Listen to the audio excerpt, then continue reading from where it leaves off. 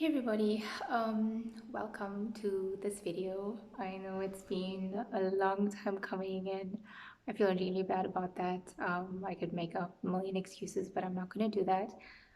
Um, I just felt really inspired to share something um, with you today.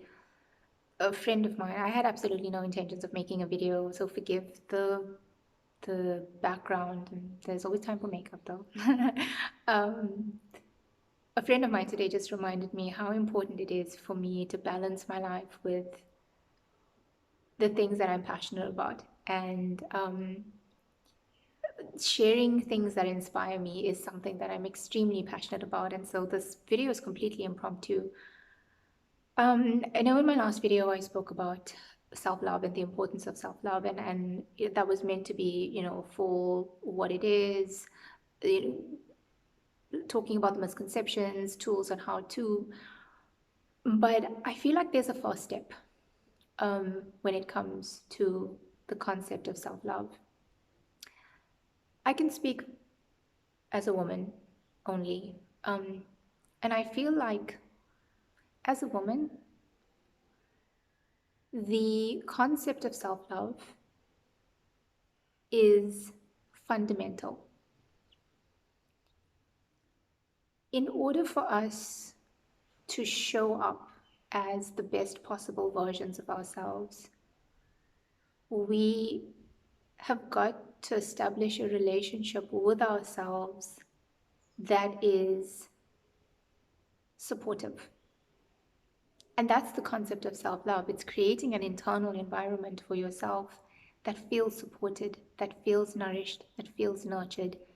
And from this place, we're able to give. The problem, though, that I felt and I've experienced personally for myself is that I've completely disconnected from my heart and have been all up in my head. And I know many women can relate to this. I have felt like I've been on this hamster wheel in my brain for years. And that's prevented me from firstly showing up as my true and authentic self. And it's prevented me from experiencing the richness of life. And it's completely cut me off from my feelings. Now, one of the reasons I realize that I get so stuck in my head is because it's easy, it works for me. And I speak about me, and I know that many women relate to this. It works for us because when we're in our heads, we don't have to feel. And the reason we don't have to feel, the reason we don't want to feel, is because what we're feeling isn't all joy and all happiness and all love and all the good feels. What we tend to feel is a lot of sadness, a lot of anger, a lot of pain, and fear. And it's there. And yes, everyone's all about being positive and having a positive mindset. And I'm not disregarding that. As a human being, part of the human experience, part of having an enriched human experience is being able to feel. And in order to feel, we have to feel everything. So, in order to even feel self love, we need to be able to feel the discomforts. We need to be able to feel the fear. We need to be able to feel our pain, feel our sadness, feel our anger. The problem is that we're so scared to do that. And the reason we're scared to do that is because we don't know what's going to come up. We don't want to sit in the discomfort of pain, fear, anger, anguish, despair. Who wants to sit with that? And even if we do sit with that, what do we do with it to get over it? Here's the thing though.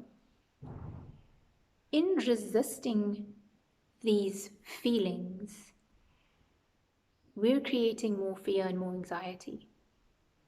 In resisting these feelings, we cut off from the very nature of what it is to be a woman.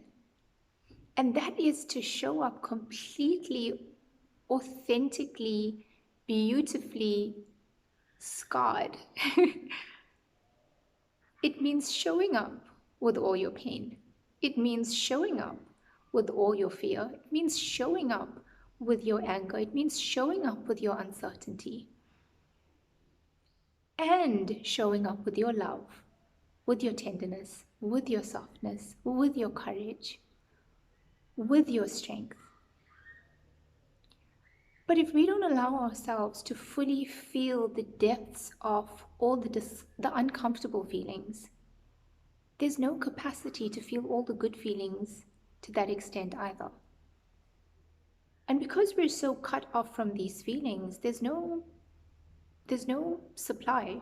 We're not able to fill that cup up. We're not able to get comfortable with all of these things being there.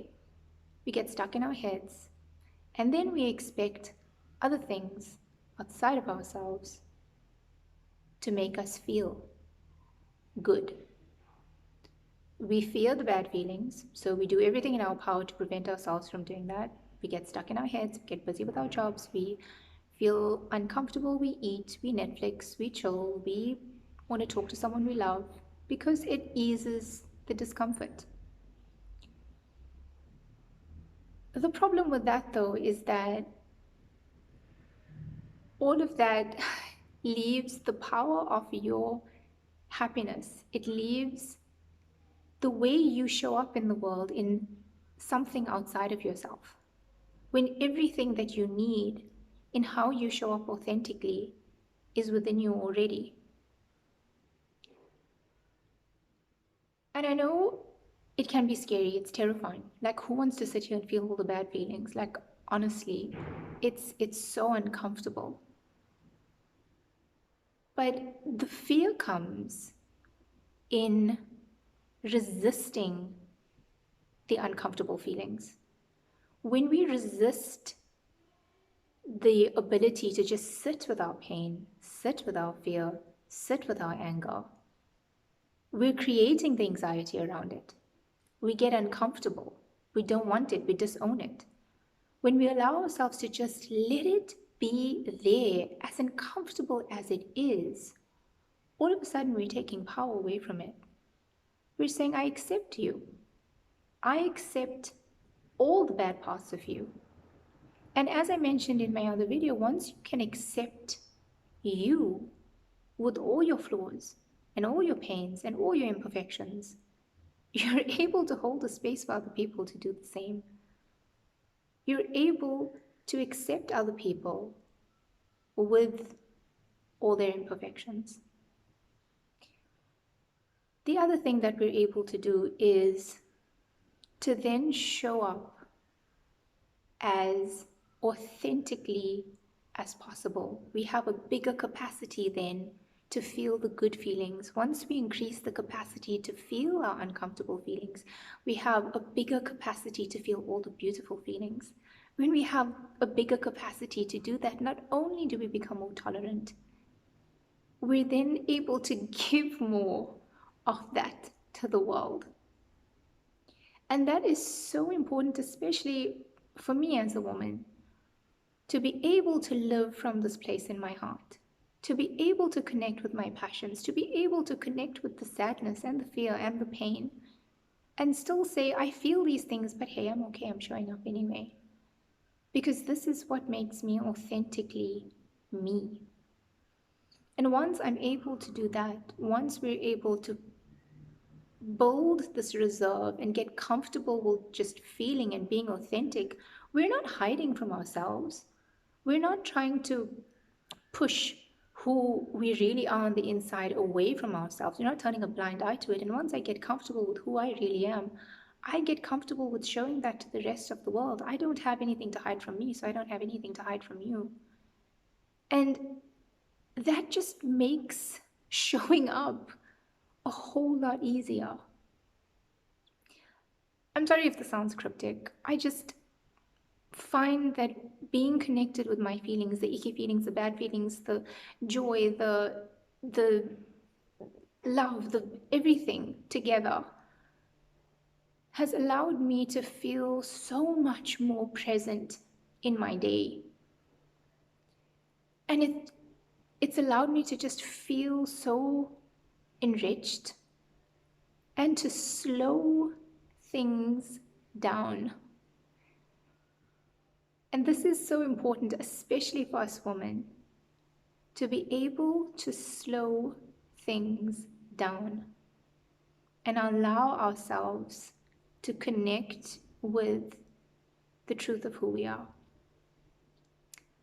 Um, so yeah, again, I'm sorry if this sounded cryptic. I just really needed to share. I could wake up tomorrow and feel completely differently, and this is one of the reasons why I wanted to make this video today, because it reminds me of the space that's just still and enriched. Um, I hope you found this helpful. If you have, like it, share it. I do want to make more videos on this as I learn. Um, I'm self-growth is an ongoing process, and it's important for us to have support. So thank you for listening. And if you haven't heard it already, you are absolutely extraordinary.